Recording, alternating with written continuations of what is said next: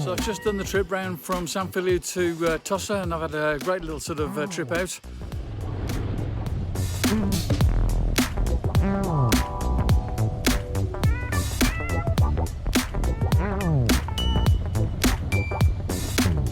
The road from San Feliu to Tossa was full of bicycles, and obviously slow cars couldn't get past the bicycles.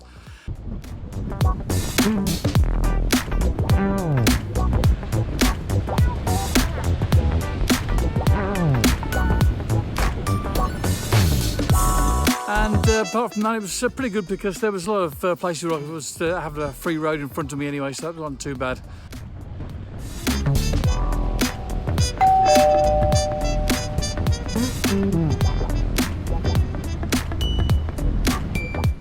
And I enjoyed the trip.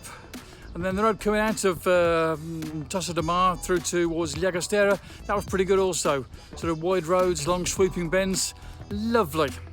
There was a point there where I got stuck behind a couple of cars, but apart from that, it was pretty good.